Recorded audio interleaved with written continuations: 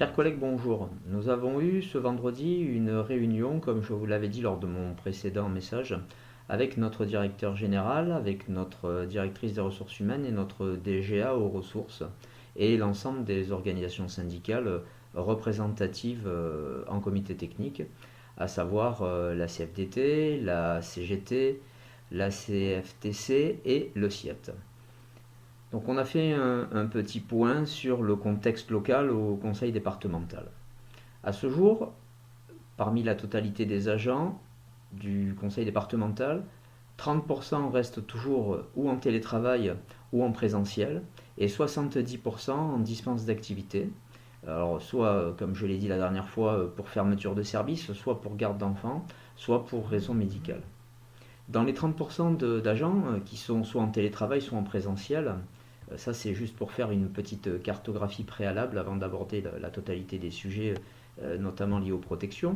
Donc dans ces 30% qui sont en télétravail ou en présentiel, vous avez des agents de force 06 qui restent mobilisables avec de l'astreinte aux alentours d'une quinzaine d'agents approximativement. Vous avez des agents des parcs naturels départementaux, même si les parcs sont fermés, il y a quand même de la garderie sécurité à opérer. Donc il y a encore 8 agents mobilisés sur ces tâches indispensables. Vous avez bien sûr, comme je le disais la dernière fois, le laboratoire vétérinaire départemental sur des missions réglementaires à la demande et encore plus en ce moment des autorités sanitaires. Par exemple, avec la cellule de la DGADSH qui s'occupe du circuit pharmaceutique et de la pharmacie, les agents du LVD ont reconditionné 5000 litres de gel hydroalcoolique par exemple. Vous avez aussi la direction des routes, la DRIT, avec des agents d'exploitation qui sont sur le terrain, en tout cas qui sont actifs. 2 agents d'exploitation par centre d'exploitation sont opérationnels. Il y a bien sûr les régulateurs du CIGT, 3 régulateurs du CIGT. Le CIGT, pour ceux qui ne connaissent pas ce sigle, c'est le Centre d'information et de gestion du trafic routier. Ça signifie que ce sont les gens qui supervisent la totalité des caméras implantées sur notre territoire départemental.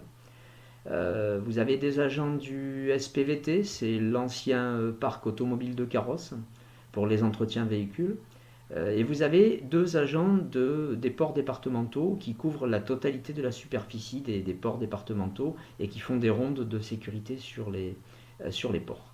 Il y a bien sûr aussi des agents des écoles des neiges.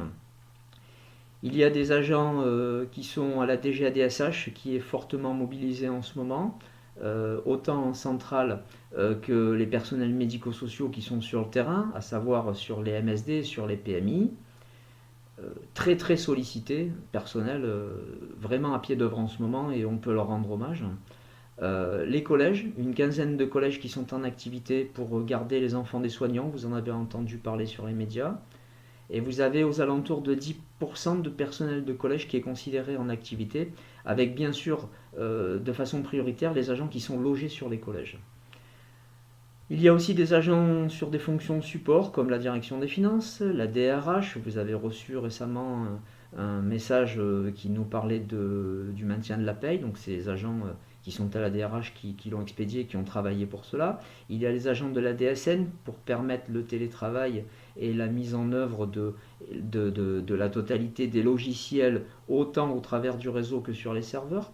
Vous avez bien sûr le service de la relation à l'usager, avec des collègues comme les collègues du Standard, les collègues du Courrier, les collègues huissiers qui continuent leur tournée autant que nécessaire, même si la Poste a pu varier ses tournées, mais ils sont quand même obligés de rester en adéquation pour que le travail puisse s'opérer.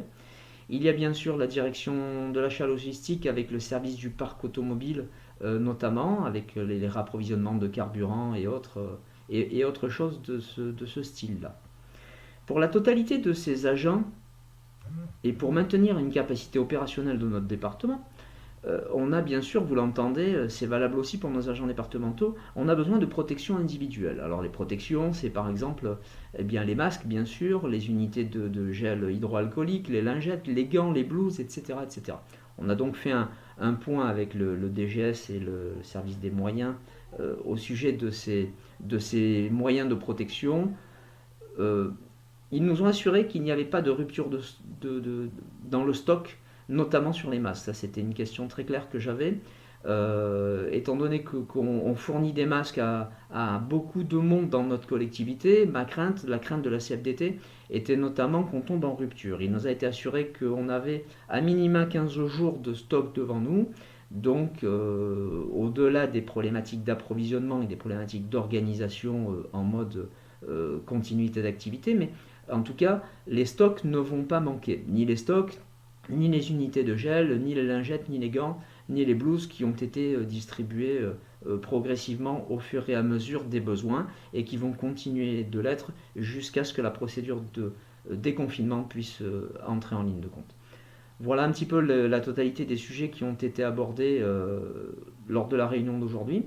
Si vous voulez de plus amples renseignements, vous pouvez toujours nous joindre à la CFDT au 04 97 18 60 67 ou bien sur le mail cfdt@département06.fr. Nous sommes mobilisés plus que jamais pour répondre aux questions qui sont de plus en plus précises en effet. A bientôt et puis continuez les gestes barrières. A bientôt, au revoir.